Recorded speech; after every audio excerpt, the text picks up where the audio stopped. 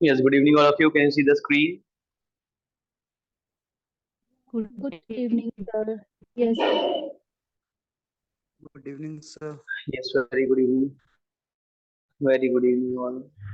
good evening, sir. Yes, very good.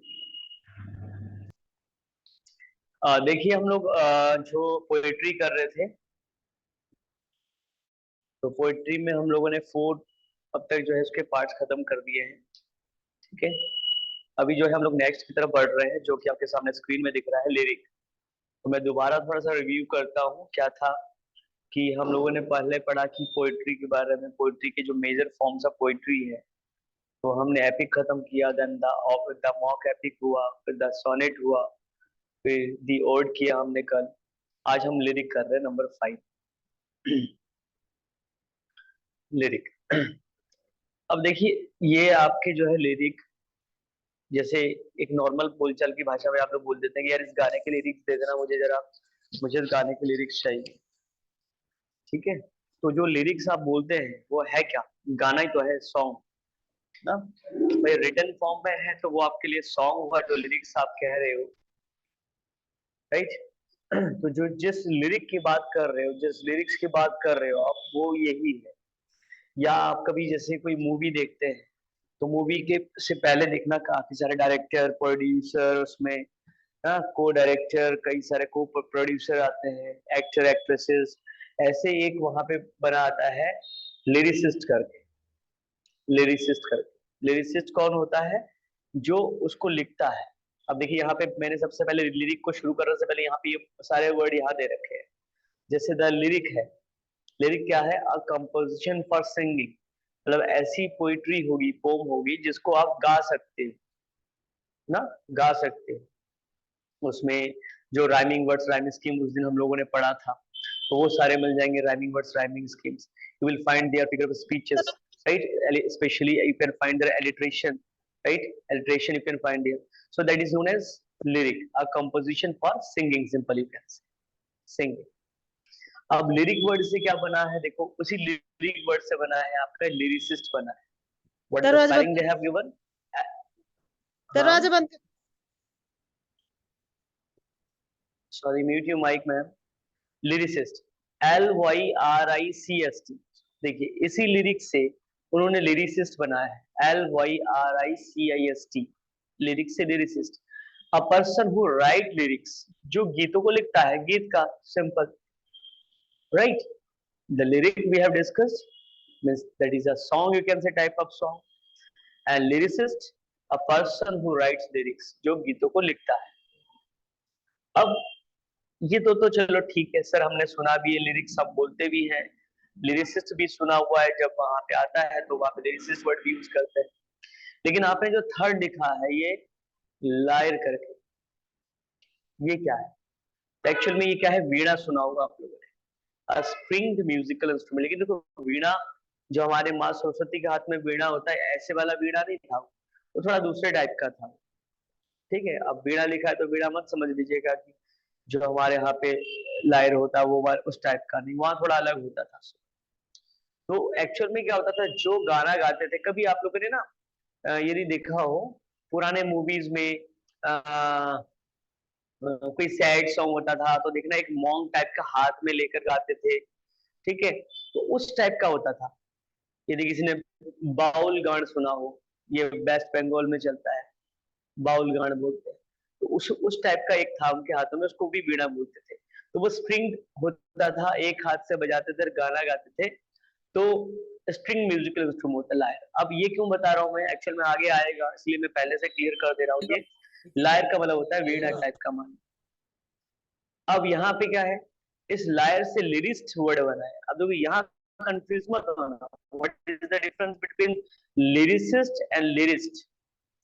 Lyrist ये बना है लिरिक्स से, a person who writes lyrics, and lyrist क्या होता है? a person who plays on lyre, जो लायर को बजाता है, वीणा वादक।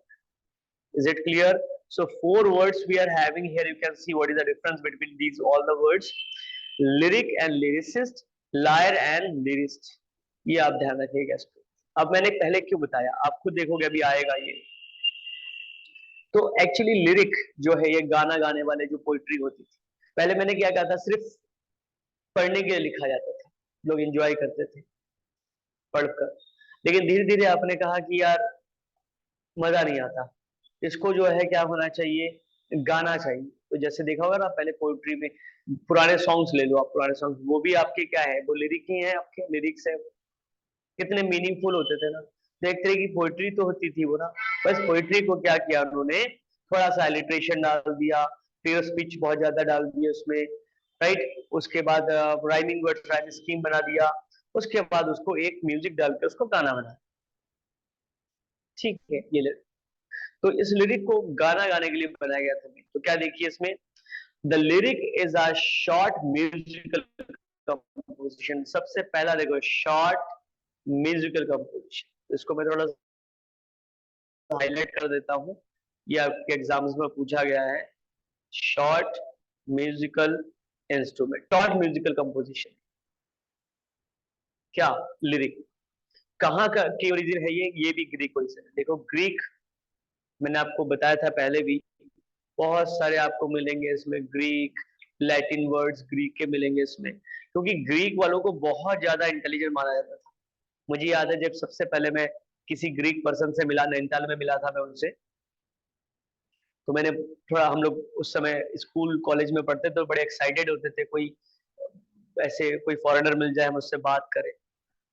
तो मैंने पूछा उससे from which country you are, तो उसने मुझे जवाब दिया कि I think so you know very well about Greece. वो बड़ा प्राउडली बोल रहा था कि that is a very small country but that is very peaceful and we are known for our intellectuals all over the world. कितना proudly बोल रहा था वो। तो वास्तव में आप हर जगह पढ़ोगे तो ग्रीक वाले नजर आएंगे जरूर, बहुत छोटी सी कंट्री है but literally. So they have given a short musical composition of Greek origin, right. Lyric क्या होता है मेरे, एक शॉर्ट, एक छोटा होगा, क्योंकि गाना बहुत लंबा होगा ना तो फिर कोई नहीं सुनेगा। आपने देखा होगा छोटे छोटे गाने होते हैं, रिपीटेशन होता है वहां पे, एलिट्रेशन होता है, right, rhyming words rhyming scheme होते हैं। तो छोटा होता है क्योंकि कई सारे लाइनों को रिपीट करते हैं, एनाफोरा यूज करते हैं वो लोग बहुत ज्यादा उसमें। तो म्यूजिकल कंपोजिशन होता है क्योंकि म्यूजिक से गाया जा सकता है उसको। कहाँ का ओरिजिन है, ग्रीक ओरिजिन, ठीक है। ये सबसे मेन फर्स्ट लाइन ही बहुत important. Second, originally it was meant to be sung by a single singer। देखिए जरा, मैं इस पूरे को हाईलाइट कर देता हूँ, ठीक है।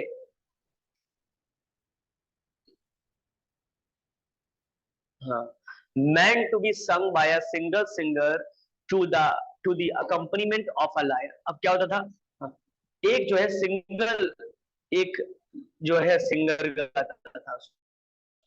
भाई अभी भी ले लो आप, इसमें गाने जो पहले गाते थे अधिकतर सिंगल ही गाते थे, बाद में दो आए, हीरो हीरोइन हो गए, तो मेल और फीमेल दो सिंगल सिंगल गाने लगे, ठीक है। लेकिन सबसे मेन क्या कह रहे हैं कि इसको लिरिक नाम देने का रीजन क्या था। आज हम लिरिक्स बोलते हैं लेकिन लिरिक्स कहाँ से आया, वो लायर वर्ड के साथ गाते थे इसलिए, सॉरी लायर जो इंस्ट्रूमेंट होता था उसके साथ गाते थे इसलिए इसका नाम लिरिक्स पड़ा। लेकिन हम लोग कभी सोचे हैं कि क्यों इसका नाम लिरिक्स पड़ा, नहीं, बस लिरिक्स का वाला गा रहा है। लेकिन आप लोग इंग्लिश पढ़ रहे हैं, आपको ये सब चीजें पता होनी चाहिए वैसे, ठीक है।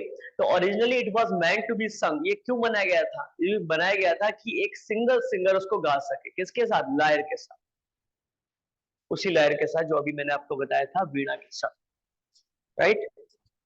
लायर, ये पूछा गया है।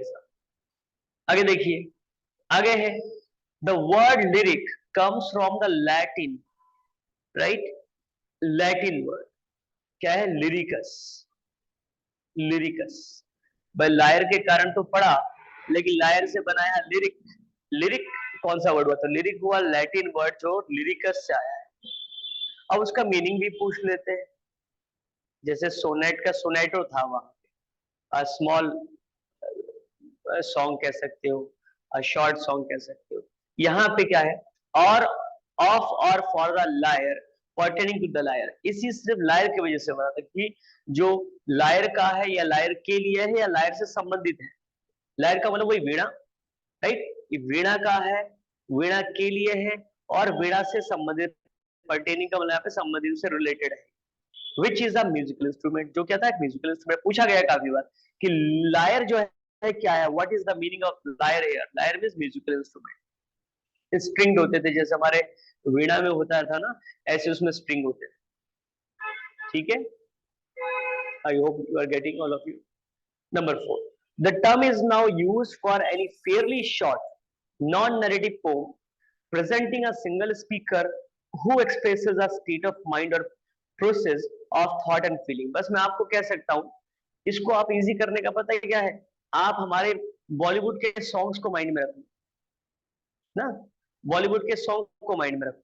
वैसे तो मुझे सॉन्ग को याद है नहीं, लेकिन आपको पता है कि जो बॉलीवुड के सॉन्ग होते कैसे होते, वो अभी जो सॉन्ग मिलेंगे वो ज्यादा नैरेटिव नहीं होते हैं, बहुत ज्यादा नैरेटिव नहीं होते हैं ना, थोड़ा थोड़ा जो है अपने जो भी लव के बारे में बताएंगे, राइट। तो यहाँ पे the term is now use for any Fairlie short non narrative form,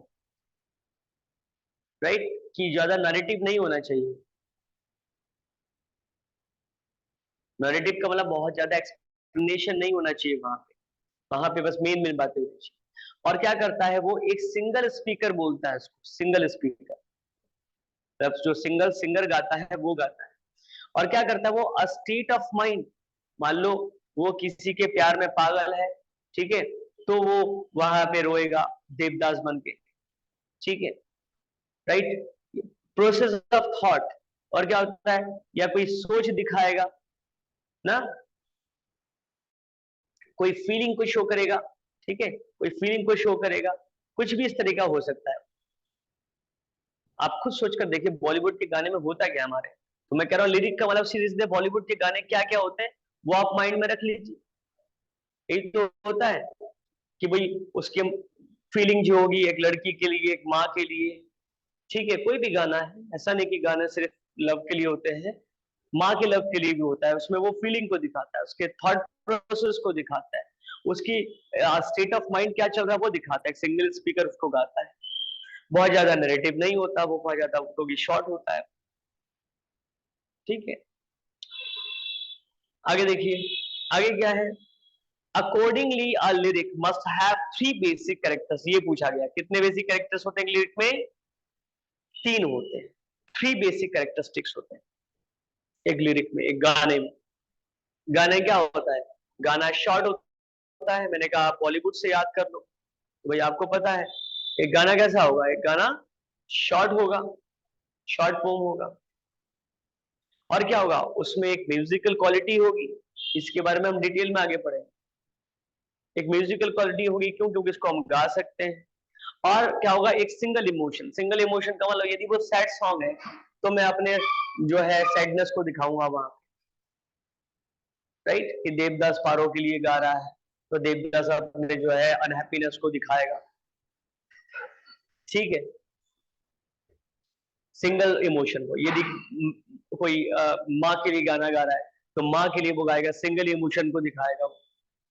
लेकिन उसको म्यूजिकल क्वालिटी डालते हैं उसमें कि म्यूजिक में गाते हैं उसको, और क्या होता है वो शॉर्ट भी होता है। 3 आप इसके सबसे मेन जो 3 कैरेक्टरिस्टिक्स है उसका ध्यान रखें एक लिरिक का जो होता है, शॉर्ट पोम होगा, छोटा पोम होगा वो गाना, म्यूजिकल क्वालिटी, राइट, उसको गा सकते हैं हम लोग, और कोई एक सिंगल इमोशन, जो वन सिंगल इमोशन होगा वो उसमें दिखाया, ठीक है। अब इसके आगे बढ़ाते हैं हम लोग,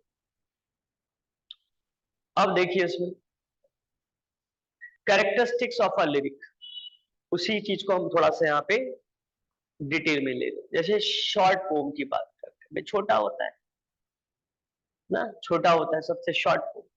the lyric poet does not intend to make any long flight, long flight को ना लंबी पोएम नहीं लिखेगा, लिरिक्स का मतलब ही छोटा सा हो। आप देखिएगा यदि गाना गाते हैं, नहीं गाना गाते तो आपने देखा होगा इसमें छोटा सा हो, छोटा सा हो। तो long, a lyric poet doesn't intend to make any long flight. ध्यान रखना, ये काफी बार यूपी टीजीटी में मैंने देखा है, यूपी पीजीटी में मैंने देखा है, तो ये रटने वाले गड़बड़ कर देते हैं। यदि रट के मत जाना, समझना इस चीज को, हर चीज को रटने नहीं लगना, रटना है साथ में समझना भी कि लिरिक है क्या। इसमें कोई एक लॉन्ग फ्लाइट का वाला लंबा नहीं कोई गाएगा इसको, कैसा होगा, सिंपलेस्ट होगा, बहुत ही सिंपल होता है। और मोस्ट पॉपुलरली पोएटिक कंपोजिशन, भाई क्यों पॉपुलर हुआ, हम जो आज गाना गा रहे हैं बॉलीवुड में, हॉलीवुड के गाने हैं, आपके किसी भी कंट्री के कोई गाने हैं, वो किससे बना? ये लिरिक्स से ही बनाए। आज भी उस लिरिक्स नाम को यूज कर रहे हैं आप लोग और हम लोग कि इस गाने के लिरिक्स बता दो मुझे। यही तो लिरिक पढ़ रहे हैं हम लोग। So it is the simplest and the most poetic composition, right? This is very simple, simplest they have given, and it is the most popular poetic composition because nowadays it is very famous all over the world. In every movie we can find it also, right?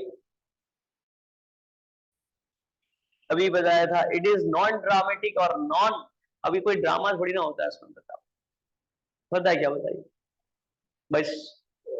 आजकल के song में तो और कोई drama नहीं होता, पुराने song में तो चलो थोड़ा बहुत दिख जाता था। तो नॉन ड्रामेटिक होगा, कोई इसको ड्रामा परफॉर्म नहीं कर सकते आप, इसमें सॉन्ग है। और नॉन नैरेटिव पोएटिक कंपोजिशन है, नॉन पोएटिक कंपोजिशन है, ठीक है। और it is a short poem, ये तो मैं आपको बता ही चुका हूँ, ठीक। आगे देखते हैं, अब सिंगल इमोशन की बात करते हैं। अब देखिएगा, मैंने कहा बॉलीवुड सॉन्ग को आप माइंड में रखिए, सिंगल इमोशन है। A lyric is evolved about any single emotion such as love, appreciation of beauty, surprise, grief or philosophical contemplation। अब क्या होता है देखिए, लव, उसमें भर भर के लव मिलेगा आपको बॉलीवुड सॉन्ग में। देखिए बर्बाद कर रखा है इसने हमारे यंग्स को, यंगस्टर्स को।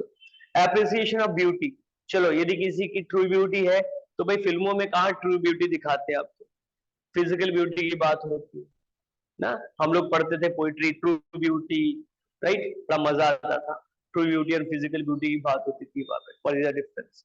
सरप्राइज, कोई चीज देखकर सरप्राइज हो गए। ग्रीफ है, दुख है, जैसे लिरिक तो मतलब यहाँ पे आपके सैड सॉन्ग्स है, सैड सॉन्ग वाले आपके, राइट। किसी में फिलोसफिकल कंटेम्पलेशन होता है, आप सुनिएगा आपको मिल जाएंगे सॉन्ग्स में, ऐसे आपके पोइट्री में भी मिल जाएंगे। तो क्या होता है, this emotion is deeply felt and passionately expressed. कितना मजा आता है सुनते ना, मतलब आप गाना सुन रहे हो, सुनते सुनते नींद आ जा रही, गाना सुन रहे हो, सुनते सुनते आपके जो है पेन, आपके आंखों से आंसू निकल आ रहे, देखो कितना इमोशन डीपली फेल्ट किया जाता है, डीपली फेल्ट किया जाता है, होता है ना। जब परेशान हो, थोड़ा सा गाना लगा दिए आराम से, या गाना चला दिए कार में, आराम से बैठे और पता चले 100 किलोमीटर 200 किलोमीटर पार करके पता ही नहीं लगा, क्योंकि डीपली फेल्ट किया जाता है। जब इस गाने में म्यूजिक डाल दिया जाता है लिरिक्स में, तो कोई बात ही अलग होती है। और इसको पैशनेटली एक्सप्रेस किया जाता है, जब ये गाने वाला होता है कितने पैशनेटली इसको एक्सप्रेस भी करता है, ठीक है। A lyric appeals more to the heart than to the intellect। अब देखो क्या होता है, क्या करता है, एक गाना जब सुनते हो ना, वो आपके हार्ट को टच करता है। कितनी बड़ी बात है ना, दिमाग को टच नहीं करेगा। काफी बार तो हम वर्डिंग भी नहीं सुनते।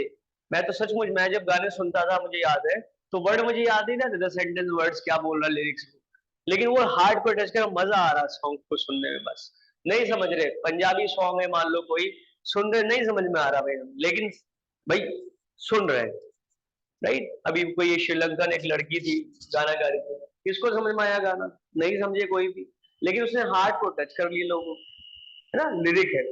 Same, a lyric appeals more to the heart and to the intellectual, ये भी पूछा जाता है, ठीक है। तो इसको भी कर लेंगे, आप हाईलाइट कर लेंगे। It appeals to the intellect through the heart, और वो दिमाग को कब टच करता है? जब आपके हार्ट से करे, पहले हार्ट को टच करेगा, फिर दिमाग को टच करेगा। ये सारे देखो, लिरिक का मतलब ही आपके बॉलीवुड सॉन्ग को आप उसको जगह प्लेस कर सकते हैं इजीली ना। जैसे मान लो पुराने सॉन्ग होते थे, पहले हार्ट को टच करता था, फिर उसके हम वर्डिंग पे जाते थे, दिमाग को ना। जैसे मेरे पापा सुनते थे, दुनिया बनाने वाले काहे को दुनिया बनाई, व्हाट अ मीनिंगफुल सॉन्ग।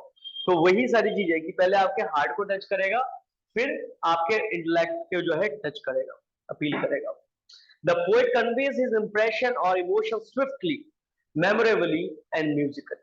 और क्या करता है, जो भी पोएट होगा, जो भी म्यूजिकल वहां पे लिरिसिस्ट होगा, वो आपका क्या करता है, वो आपके जो है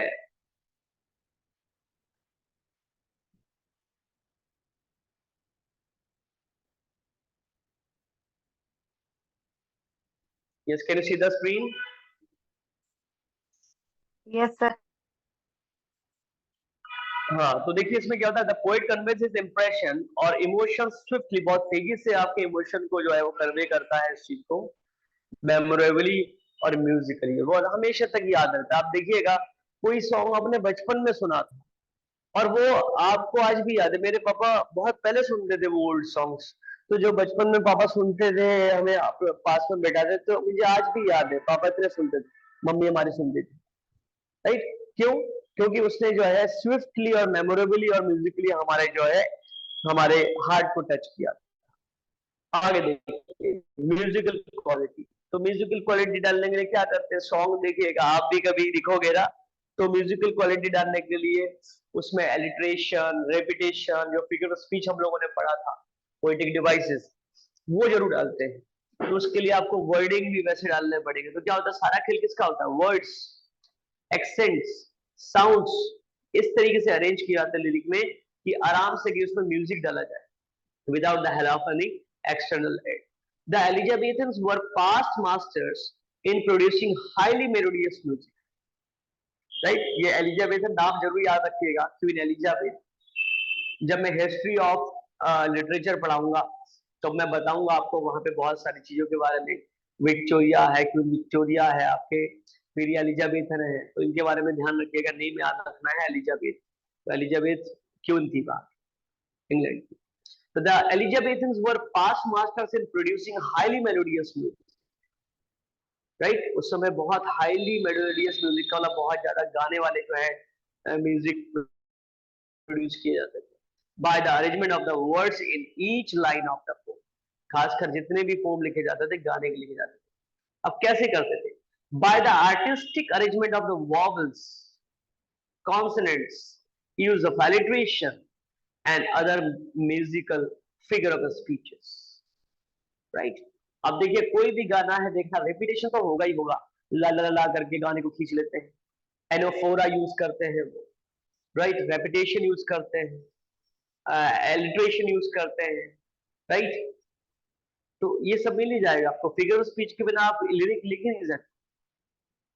They invested their words with the highest musical quality.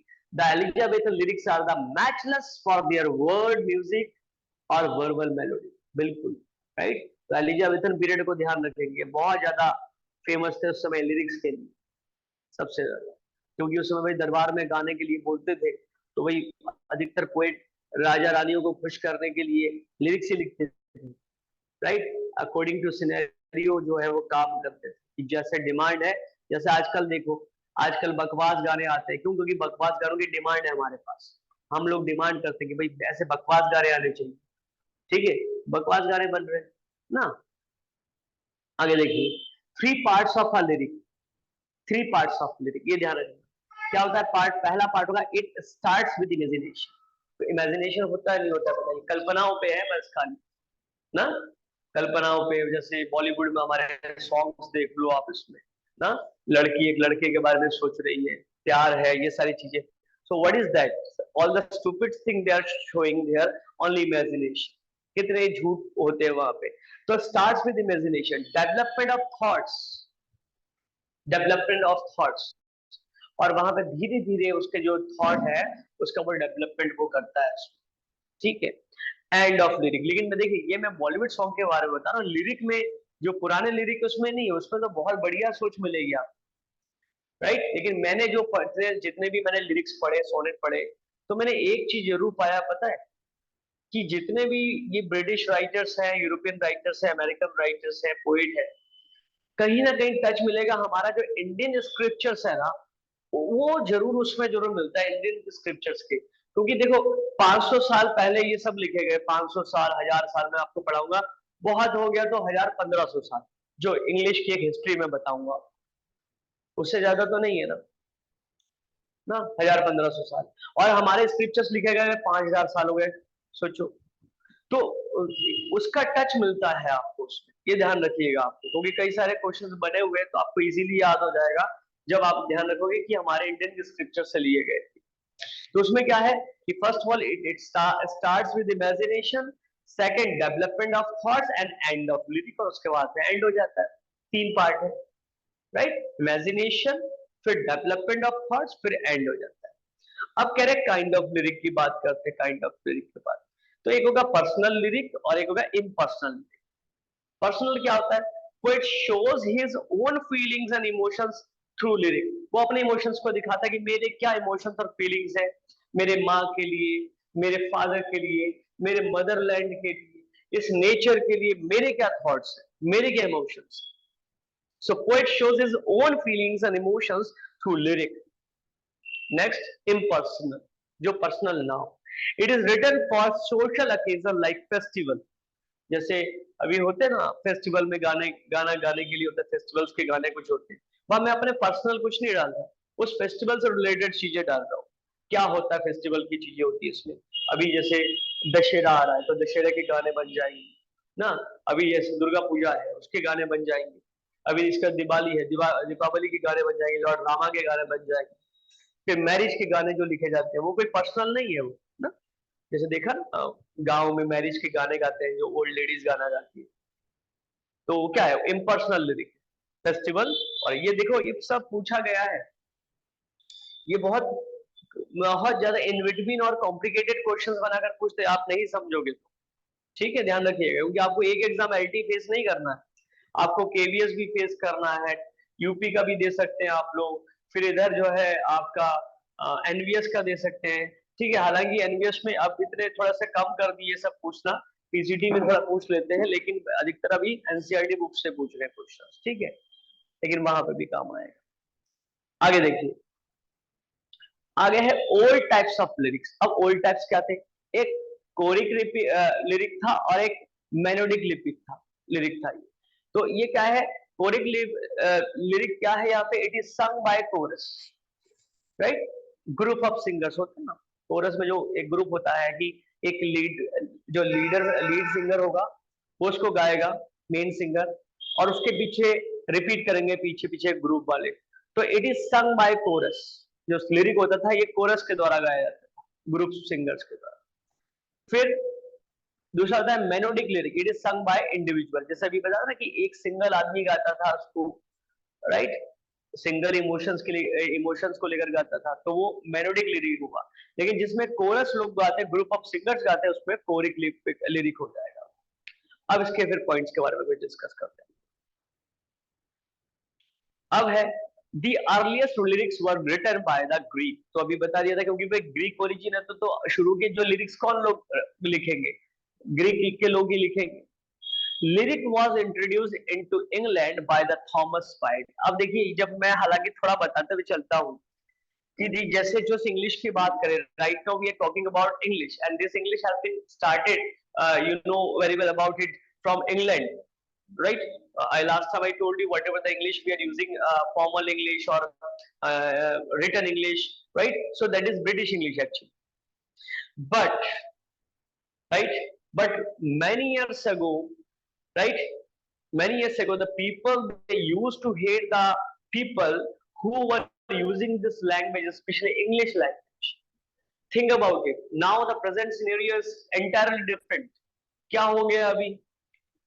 जिस लैंग्वेज को बोलने वाले लोगों से लोग नफरत करते थे, आज ये हो गया है कि आज उस लैंग्वेज को बोलने वाले को लोग अप्रिशिएट करते हैं कि yes, this is a knowledgeable person, this is an educated person. उसको एजुकेटेड मान रहे हैं जो इंग्लिश में बोल पा रहा है। सिनेरियो बदल गया ना पूरा, देखो। और जब मैं हिस्ट्री पढ़ाऊंगा, हिस्ट्री में क्या पढ़ाऊंगा पता है? कि वो हेट करते थे उस समय कि यार इंग्लिश बोलता है, इतनी गंदी लैंग्वेज है, ये है वो है। फिर बाद में इंग्लिश को क्या किया गया, उसमें कई सारे कंट्री के वर्ड्स मिलाए गए, राइट। आपको देखोगे वहां पे कई लैटिन वर्ड्स मिलेंगे, कई इटालियन वर्ड्स मिलेंगे, कोई फ्रेंच वर्ड मिल जाएगा आपको उसमें, मिलते हैं ना, आज भी मिलते हैं। अभी इंडियन वर्ड्स भी अब ऐड हो गए हैं। तो ऐसे मिक्स करके उन्होंने इस इंग्लिश लैंग्वेज को बनाया कि पूरे वर्ल्ड के लोग इसको एक्सेप्ट करने लगे धीरे धीरे कर। ठीक है, तो इसके बारे में पढ़ाऊंगा मैं बाद में आप लोगों को। तो जो भी है, अब ग्रीक जो है ओरिजिन था लिरिक, तो ग्रीक के लोगों ने पहले लिखा। Lyric was introduce into England. अब देखो इंग्लैंड में बाद में आया, हालांकि ये जो ग्रीक है ये तो यूरोप में, लेकिन इंग्लैंड में जाकर बाद में कौन लेकर आया? Sir Thomas white. ये नाम याद रखिएगा, राइट, सर थॉमस वाइट लेकर आए। अब देखिए इसमें से कुछ सम रोमांटिक लिरिसिस्ट, रोमांटिक का समझ ही रहे हो, विलियम वर्ड्सवर्थ है, लॉर्ड बायरन है, पीबी शेली है, जॉन कीट्स है, रॉबर्ट ब्राउनिंग है, रॉबर्ट ब्रिज है, टेनिसन है, रॉबर्ट बर्न्स है, राइट। इसमें से एक नाम याद रखेंगे, जॉन डन। ये कुछ नाम आपको बार बार पढ़ोगे तो हर चीजों में मिल जाएगा, क्योंकि इन्होंने बहुत सारी पोइट्री लिखी, ठीक है, बहुत सारी पोइट्री लिखी। इनका क्या है, John Donne the renowned lyricist belong to the Elizabethan age, ठीक है। अब जैसे जो रूल करते थे उनके उनके अकॉर्डिंग चलता था, वो तो क्यों नहीं, एलिजाबेथ जो है वहां पे करती थी, रूल करती थी, तो उस समय का नाम पड़ा था दी एलिजाबेथन एज। तो एलिजाबेथन एज में सबसे जो रिनाउंड जो लिरिसिस्ट थे, राइट, वो थे जॉन डन। ये पूछा गया एग्जाम, ठीक है। जॉन डन कौन थे, John Donne the renowned lyricist belong to, और किस एज से बिलोंग करते थे वो, एलिजाबेथन एज। ये एज वेज के बारे में भी मैं पढ़ा दूंगा आपको बाद में, अभी फिलहाल हम लोग ये खत्म कर रहे हैं। आगे देखिए, अब है सम इंपॉर्टेंट लिरिक्स। इसमें से कुछ सम इंपॉर्टेंट लिरिक्स से कुछ लाइनें ली है बस खाली, राइट, कुछ लाइनें ली है, या कह सकते हो उनके जो है टाइटल लिए हैं हमने, ठीक है। तो उसके राइटर, ये पूछा गया एग्जाम पहले, जैसे go and catch a falling star, किसने लिखा है, जॉन डन, राइट, ये एक इंपॉर्टेंट लिरिक है, go and catch a falling star. फिर है a Christmas card, Robert Harry, ये याद कीजिएगा, अभी मैं पूछूंगा आपसे लास्ट में। A Christmas card, Robert Harry, Robert Harry. L L allegro, L allegro, एक बार इसकी मीनिंग भी पूछ लिया था कि एल एलेग्रो का मीनिंग क्या होता है, हैप्पी मैन, किसने लिखा है, John Milton, right. L allegro किसका, जॉन मिल्टन ने लिखा। क्या मतलब होता है इसका, अ हैप्पी मैन, एक खुश आदमी। फिर एक और है, O world O life O time, right, ओ world O life O time. तो ये कोई बता सकता है, यदि मैं फिगर ऑफ स्पीच पूछ लूं तो ये कौन सा फिगर ऑफ ओनोमेटिया स्पीच होगा, 4 ओ वर्ल्ड, कौन सा मैम, ओनोटियमो को एक्सक्लेमेटरी ओनोमेटा पे गए, ओनोमेटा पे कैसे एपोस्ट्रोफी एपोस्ट्रोफी हाँ, यस, एपोस्ट्रोफी, एपोस्ट्रोफी है ये ना, क्योंकि आप देखो यहाँ पे एक्सक्लेमेशन का साइन भी लगा रहे हो, और उसको ये लाइफ को बोल रहे हो, ओ लाइफ ओ टाइम, ये ना इनको पुकार रहे हो ऐसे करके। तो जब हम किसी को ऐसा प्रेजेंट कर देते हैं इस तरीके से, तो उसमें हाँ, हालांकि वो पर्सोनिफिकेशन लगने लगता है, लेकिन एपोस्ट्रोफी से समझ जाओगे कि पर्सोनिफिकेशन नहीं है, ठीक है। आगे देखिए, stanzas written in dejection near Naples, तो ये पीवी शैली है, पर्सी वैसी शैली। अगला है द सॉलिट्यूड ऑफ अलेक्जेंडर सेलकिर्क, तो डब्ल्यू काउपर। ये डैफोडिल्स पूछा गया, डैफोडिल्स पूछा था एलटी के एग्जाम में, डैफोडिल्स ये पूछा था आपके, उसमें भी पूछा था ये, यूपी टीजीटी में पूछा था, विलियम वर्ड्सवर्थ, राइट, डैफोडिल्स ध्यान रखिएगा। हालांकि देखो इसमें से कुछ चीजें आप लोग अपने ग्रेजुएशन में पढ़ चुके हैं, एक काम कीजिएगा, देखो ग्रेजुएशन की बुकें निकालिए आप लोग, क्योंकि पता क्या होता है, नेम में बोलूंगा तो आपको याद नहीं रहेगा, लेकिन जो चीज पढ़ रहे हैं ना, कि डैफोडिल्स की कुछ लाइनें पढ़ रहे हैं, और तब आपको याद रहेगा ये काफी लॉन्ग टाइम तक। अगला है true beauty, Thomas Carew, right, true beauty. अगला है under the greenwood tree, William Shakespeare. फिर अगला है shall I compare thee to a summer's day, ये सोनेट नंबर 18 है, विलियम शेक्सपियर का है, राइट। उन्होंने कितने सोनेट लिखी थी विलियम शेक्सपियर ने, 154 सर 154 वेरी गुड, 154, ध्यान रखिएगा, मैं बीच बीच में पूछता रहूंगा सिर्फ। अगला है I wandered lonely as a cloud, किसने लिखा है, विलियम वर्ड्सवर्थ ने। अब ये बताओ, सिर्फ इतने का बता दो, I wandered lonely as a cloud, ये एज अ क्लाउड कौन सा फिगर ऑफ स्पीच है, simile simile simile simile, very good, simile, very good, हाँ सिमली, वेरी गुड। चलिए अब देखिए आगे, अब मैं कुछ लाइंस ले रहा हूँ, वो टाइटल थे, अब मैं लाइंस ले रहा हूँ कुछ, ये आपके जितने भी एग्जाम्स में आए हुए हैं उनमें से लिया है मैंने कुछ, ठीक है। जैसे देखिए, bring to me only with thine eyes, Bring to me only with thine eyes, ये लिखा है बेन जॉनसन। बहुत important line. Oh my love's like a red red rose, Robert Burns ने। अब देखिए like a red rose कौन सा figure of speech हो गया?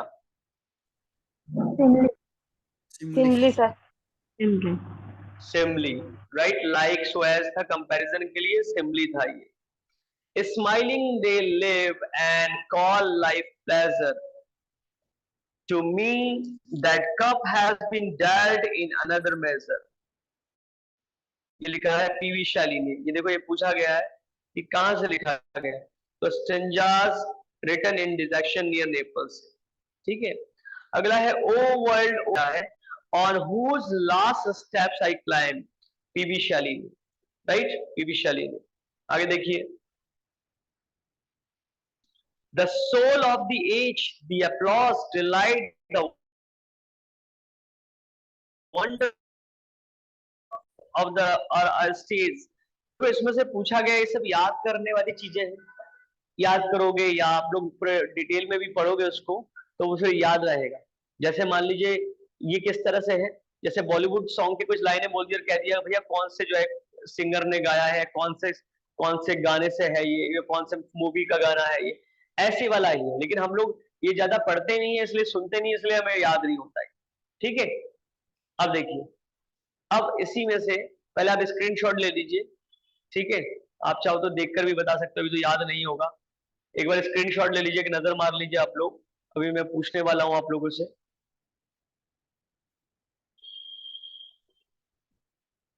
First page this is, now second page,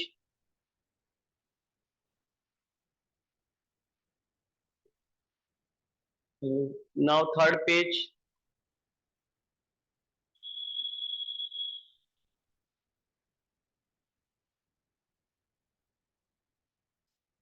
next page,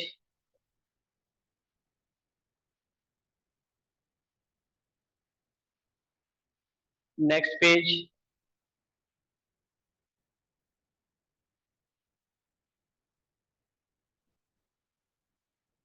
next page,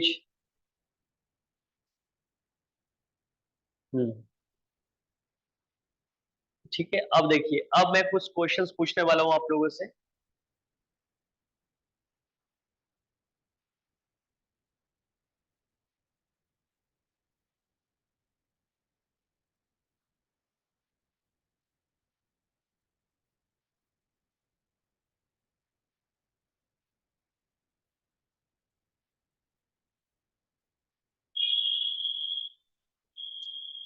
हाँ देखिए, इसमें सबसे पहला है आपका, John Donne the renowned lyricist belong to right dash age, शायद अभी अभी डिस्कस किया था हम लोगों ने। एलिजाबेथन एज हाँ अभी डिस्कस किया था ना हमने, राइट, जॉन डन की जो है किससे, एलिजाबेथन एज से है, राइट। अभी देखो याद रहेगा लेकिन बाद में आप लोग भूल जाते हो, ये दिक्कत होती है फिर। दूसरा देखिए, दूसरा है go and catch a falling star, a very popular song begins with this line, name the poet who wrote it, किसने लिखा ये? जॉन डन जॉन डन ने, वेरी गुड, जॉन डन ने। Go and catch a falling star, जाओ और एक गिरते हुए तारे को पकड़ो, ठीक है। तो किसने लिखा है? ये जॉन डन ने लिखा। आगे देखिए नेक्स्ट वाला, a famous lyric opens with the following line, bring to me only with thine eyes, who is the writer of this song? Ben Jonson हाँ एक मिनट रुकिए, हाँ वेट वेट वेट, इसको मैंने गलत अंडरलाइन कर दिया थोड़ा सा, इसको अंडरलाइन नहीं करना था। हाँ तो ऊपर वाला है ना खाली सॉन्ग का। हाँ बिल्कुल, क्या कहा आपने इसमें? बेन जॉनसन आंसर क्या? Ben Jonson, Ben Jonson, Ben Jonson, next. Next देखिए, नेक्स्ट है which of the following lyrics is written by Robert Herrick, अभी हमने डिस्कस किया था। रॉबर्ट हैरिक ने इसमें से कौन सा लिखा है? क्रिसमस कार्ड क्रिसमस कार्ड, कहाँ गया ये? ऊपर ऊपर कहाँ गया? नहीं है क्या? बताया था मैंने ना। नंबर सेकंड है। हाँ नंबर सेकंड देखो, क्रिसमस कार्ड रॉबर्ट हैरिक, ठीक है, क्रिसमस कार्ड। आगे है, हाँ क्रिसमस कार्ड का फोर्थ वाला, हाँ, dash soul of the age, the applause, delight and wonder of our stage, my Shakespeare arise. These famous lines are quoted from a lyrical poem written by one of the following poets. Mark him out, कौन सा वो poet है? Soul of the age, sorry, soul of the age है, soul of the age। क्या दिख रहा है आपको? देखिए बेन जॉनसन। बेन जॉनसन, देखो ये नंबर 5 नंबर पे है, देखिए बेन जॉनसन, बेन जॉनसन, ठीक है। आगे देखिए,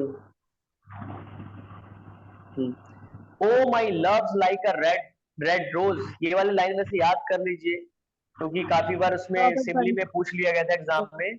O my love's like a red red rose, a very popular love lyric opens with this line. Who has written this lyric? क्या है इसका answer? Robert Burns sir. Robert Burns, हाँ ऊपर किया था हमने रॉबर्ट बर्न्स का, रॉबर्ट बर्न्स का, ये देखिए नंबर सेकंड पे दिख रहा है आपको रॉबर्ट बर्न्स का, ठीक है। हाँ आगे देखिए, who has written the famous lyrical poem El Allegro? El Allegro किसने लिखा है? Milton sir. John Milton, correct, John Milton. Now number 8, what is the meaning of El Allegro? Happy happy man, अभी हमने डिस्कस किया था, ठीक है, अभी हमने ऊपर डिस्कस किया था एल एलेग्रो का, ये देखो नंबर 3 में है, हैप्पी मैन मैंने कहा था, ठीक है।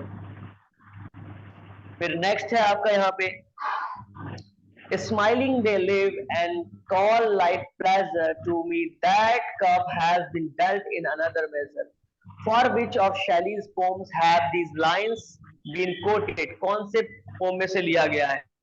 Stanza written rejection. हाँ देखो पीवी शैली का, हाँ पीवी शैली का हमने ऊपर डिस्कस किया था,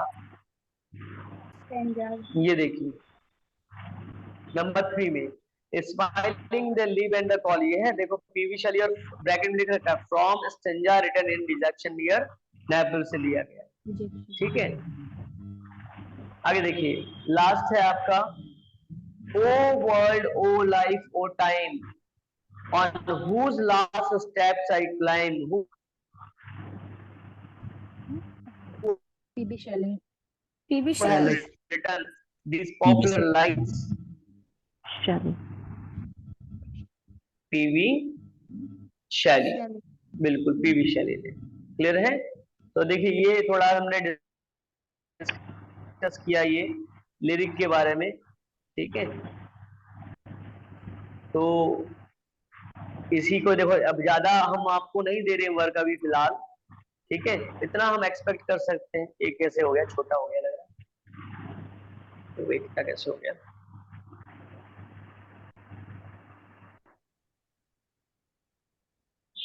हाँ इतना याद कर रहे हैं, ठीक है। देखो थोड़ा सा आप लोगों को मैं बताता हूँ, मैंने आपको कल भी बताया था कि इस एग्जाम को क्रैक करने के 2 तरीके हैं, याद करो और थोड़ा समझो, ठीक है, याद ज्यादा करो और समझो भी साथ साथ में। और याद करने का तरीका कि आप लोगों पर बर्डन ज्यादा होता है, फैमिली रिस्पॉन्सिबिलिटीज है, तो मैंने कहा था आप लोगों को लास्ट टाइम कि अर्ली मॉर्निंग उठकर पढ़ो, 1 घंटा मैंने पढ़ा, 1 घंटा ही पढ़ो, ज्यादा मत पढ़ो, 1 घंटा early morning you have to memorize it, you can say, or you have to understand what is lyric and important points you have to learn, okay, important points।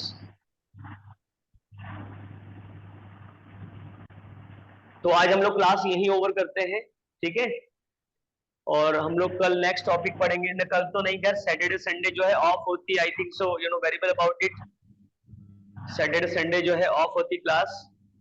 कोई किसी का फर्स्ट डे तो नहीं है यहाँ पे, बबीता मैम, गीता मैम, यहाँ पे Ashok sir, Babli ma'am, Jay Tiwari, first day, this is the Pooja Notiyal ma'am, Prabha ma'am, Rakesh sir, Roshni ma'am, Rajendra sir. Are you getting the classes or not? Any confusion about any topic? हाँ एक चीज वो पूछ रहे थे वो पूछ रहे थे स्टूडेंट्स की सर पीडीएफ के लिए। सो जो सिंगल पीडीएफ है उनको तो भेज देंगे, जैसे आज का ये सिंगल पीडीएफ है तो सिंगल पीडीएफ में भेज दूंगा, लेकिन जो पीडीएफ लंबे हैं जहाँ जिसका टॉपिक मुझे करवाना और भी है वो मैंने नहीं भेजा है और उसको थोड़ा टाइम लगेगा भेजने, ठीक है, पीडीएफ में, ये ध्यान रखिएगा, राइट। और मंडे ट्यूसडे जो है आपकी ग्रामर चलेगी, तो ग्रामर के लिए नोटबुक बना लेना आपको properly, and you have to do the practice also. Note grammar में प्रैक्टिस करना बहुत ज्यादा ध्यान रखना है, okay. Now any confusion? Sir screenshot लेना था, ये लास्ट वाला नहीं लिया हमने क्वेश्चंस का एंड अच्छा, सॉरी, हाँ मैं भूल गया लास्ट का दिन। Wait, famous lines of lyrics. हाँ, famous lines, yes wait, famous lines, on some important lyrics. This one you have taken, I think so. Yes This one? Famous lines of lyrics. हाँ, famous lines from here, यहाँ famous lines.